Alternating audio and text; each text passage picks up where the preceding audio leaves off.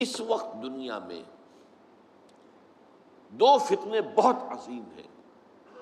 اور بدقسمتی سے دونوں کو بڑا فروغ حاصل ہو رہا ہے، اور دونوں کے تعلق حضور صلی اللہ علیہ وسلم کی شخصیت سے۔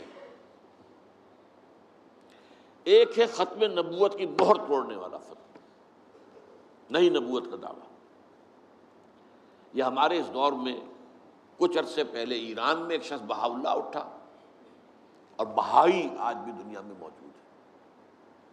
اور مسلمان ممالک میں موجود ہیں، اور ان کے جو ہے وہ اپنے دفاتر ہوتے ہیں، ان کے جو ہے لائبریریز ہوتی ہیں، ان کے ریڈنگ رومز ہوتے ہیں، اور ویسٹ میں تو بہت بہاء اللہ بہائی، یہاں تو آپ زیادہ واقف نہیں۔ لیکن اس کے بعد جو بہت بڑا فتنہ اس وقت ہے، جسے مسلسل فروغ حاصل ہو رہا ہے ابھی، اور اسے وہ اپنی صداقت کے دلیل کے طور پر استعمال کر رہے ہیں، کیونکہ پوری مغربی دنیا ان کے پشت پر ہے، وہ ہے قادیانیت کا فتنہ۔ پوری مغربی دنیا آج آپ کو معلوم ہے پورا مغرب لفظ جہاد سے کانپتا ہے، جہاد کو گالی بنا دیا، جہادسٹ۔ یہ گویا کہ ان کے نزدیک کسی کو کنڈیم کرنا ہو تو جہادسٹ ہے یہ۔ تو یہ جہاد، اس جہاد یعنی قتال کی نفی کی تھی غلام احمد قادیانی نے، اسی لیے انگریزوں کا چہیتا بنا تھا، اس لیے کہ ظاہر بات ہے کہ ہندوستان میں انگریز آ تو گیا تھا، لیکن اس نے یہ نوٹ کر لیا تھا کہ مسلمانوں کے اندر تو جراثیم موجود ہے بغاوت کے، مسلمانوں نے دل سے ہمیں تسلیم نہیں کیا، اس کی وجوہات تھی۔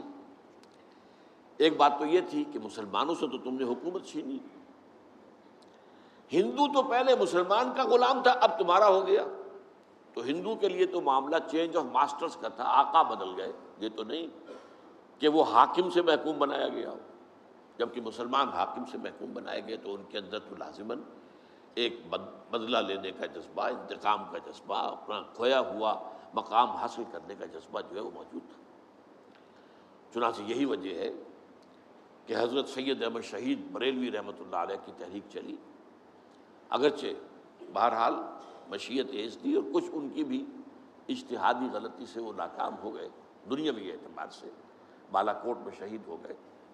لیکن یہ ہے کہ اس نے ایک سور پھونک دیا تھا مسلمانوں کے اندر جہاد کا۔ ان کے بعد بھی طویل عرصے تک اس علاقے کے اندر انگریزوں کے خلاف جو ہے وہ جہاد جاری رہا ہے، مسلسل جاری رہا ہے۔ اور اس کے بعد آپ کو معلوم ہے کتنے ہی علماء تھے جو پھانسی چڑھائے گئے ہیں، جن کو جو ہے کالا پانی بھیجا گیا ہے کہ علماء نے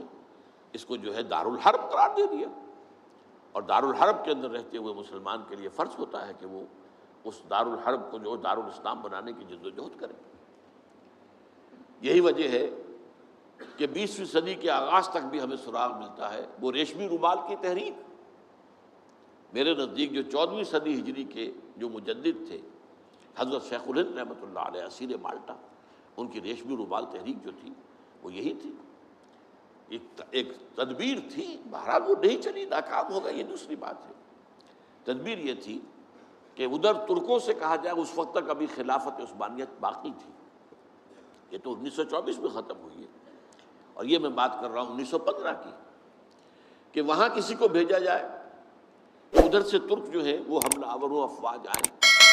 اور ادھر افغانستان بھیجا جائے کسی کو، وہاں سے افغانستان سے مسلمان حملہ کریں، اور ادھر اندر سے ہم بغاوت کریں تو انگریز کو یہاں سے اٹھا کر پھینک دیں۔ لیکن بات جو تھی، پھر میں کہوں گا مشیت ایسی قریب معاملہ ہوتا ہے۔ حضرت شیخ الہند خود گئے تھے ترکی سے مدد لینے کے لیے، پہلے وہاں حجاز گئے،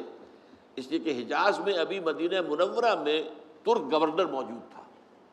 ابھی جو ہے وہ شریف حسین جو تھا جس نے بغاوت کی تھی ترکوں کے خلاف، مکے پر تو اس کا قبضہ تھا، مدینے پر نہیں تھا،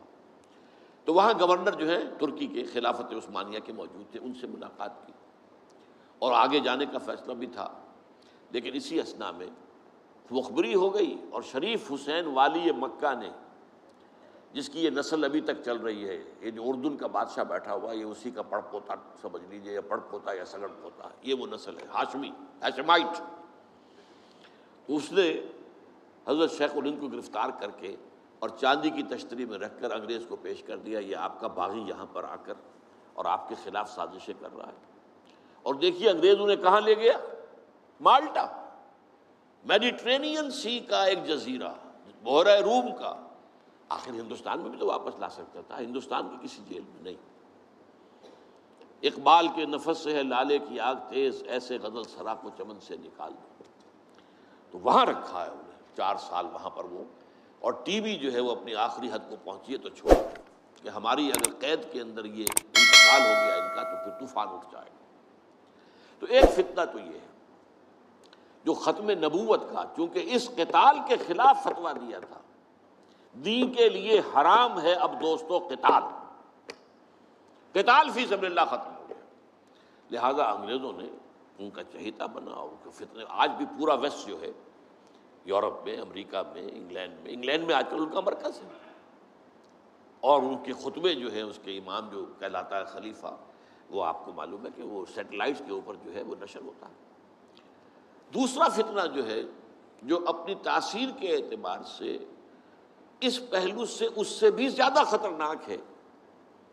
کہ وہ زیادہ پھیل رہا ہے اور اس کا ادراک اور احساس نہیں ہے۔ ختم نبوت کا معاملہ تو ایسا ہے جو اتنا واضح ہے، کسی کا نبوت کا دعویٰ کرنا اتنا واضح ہے کہ ہر مسلمان سمجھ لے گا کہ واقعی وہ تو دائرہ اسلام سے خارج ہو گئے، اور جو اسے مانے وہ دائرہ اسلام سے خارج۔ چنانچہ یہ فیصلہ جو ہے ہمارے ہاں آپ کو معلوم ہے سرکاری سطح پر، حکومتی سطح پر، ریاست کی سطح پر، پارلیمنٹ نے طے کیا کہ قادیانی خواہ وہ ربوائی ہے اصل قادیانی، خواہ وہ لاہوری ہے جو لاہوری احمدی اپنے آپ کو کہتے ہیں، وہ دونوں دائرہ اسلام سے خارج ہیں۔